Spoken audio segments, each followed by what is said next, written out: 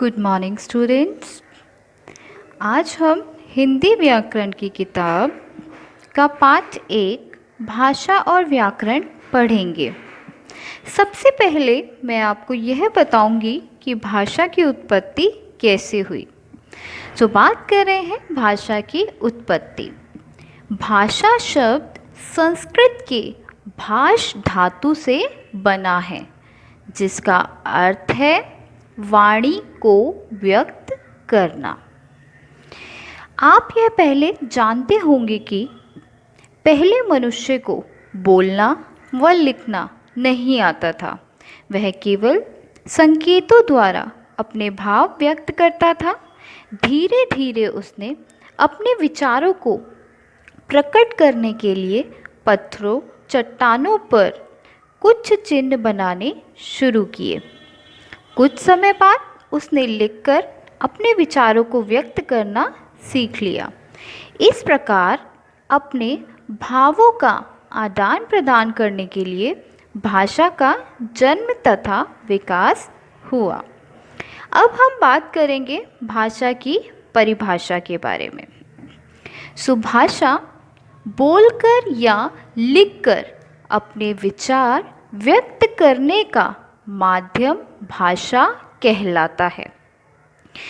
या इसको सरल शब्दों में कहें तो भाषा वह माध्यम है जिसके द्वारा मनुष्य अपने विचार बोलकर या लिखकर प्रकट करता है तथा दूसरों के विचारों को सुनकर या पढ़कर ग्रहण करता है।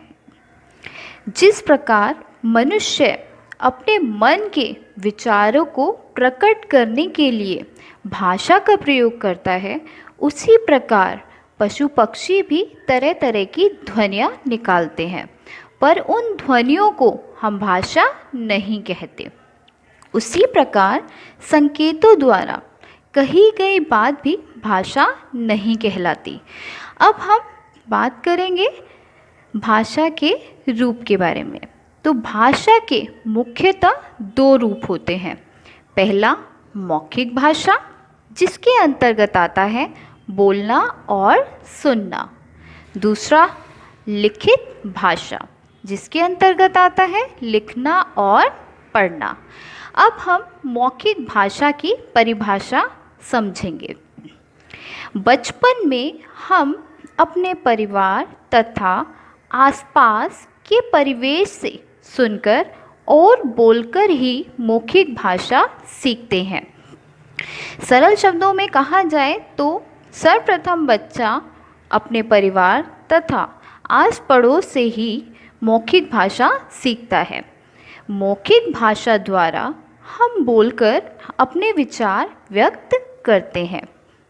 अब हम यह जानेंगे कि मौखिक भाषा का प्रयोग कहाँ कहाँ पर किया जाता है।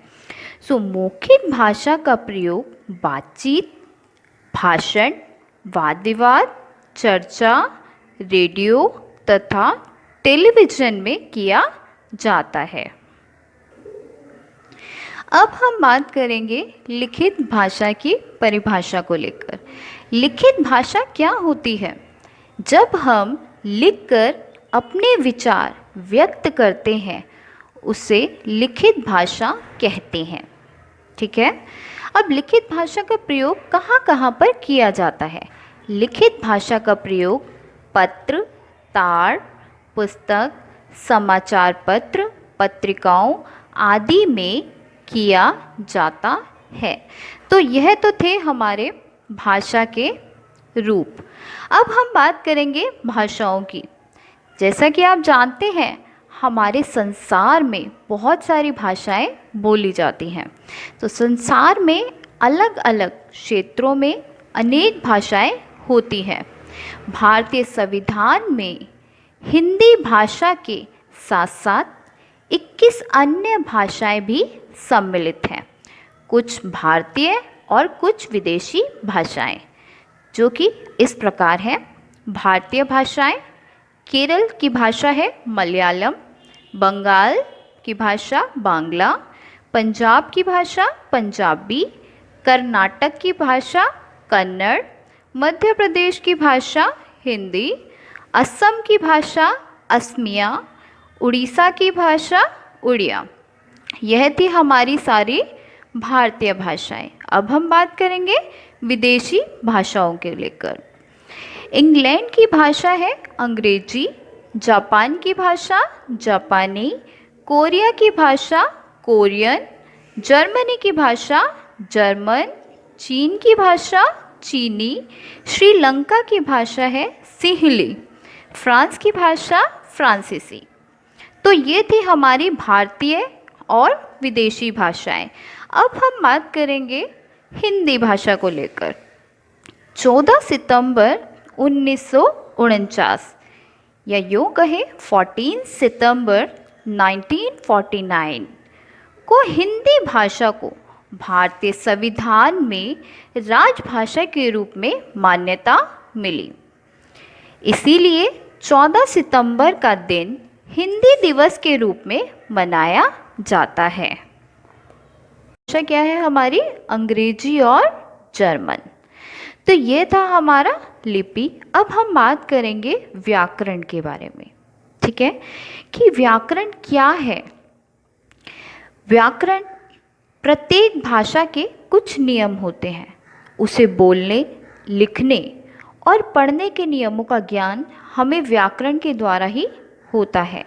व्याकरण से ही हमें भाषा की शुद्धता और अशुद्धता का पता चल जाता है।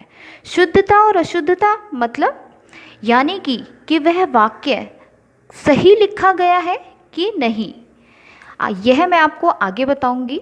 अभी हम बात करते हैं व्याकरण की परिभाषा को लेकर। व्याकरण वह शास्त्र है जो हमें भाषा के नियमों की जानकारी देकर भाषा को शुद्ध रूप से बोलना तथा लिखना सिखाता है। अब देखिए, जो बात मैं आपसे कर रही थी अशुद्ध और शुद्ध की, वह हम यहाँ समझेंगे। अशुद्ध वाक्य की पहचान हम कैसे करते हैं? घोड़ा दौड़ रही है, लेकिन हम जानते हैं कि घोड़ा पुल्लिंग है, हम उसे स्त्रीलिंग नहीं बना सकते हैं। तो यहाँ पर इसका शुद्ध वाक्य क्या होगा? घोड़ा दौड़ रहा है। मैंने यह काम नहीं करना है, क्या यह वाक्य सही है? नहीं, मुझे यह काम नहीं करना है। विराट खेलता है क्रिकेट। अब इसका सही क्रम क्या होगा?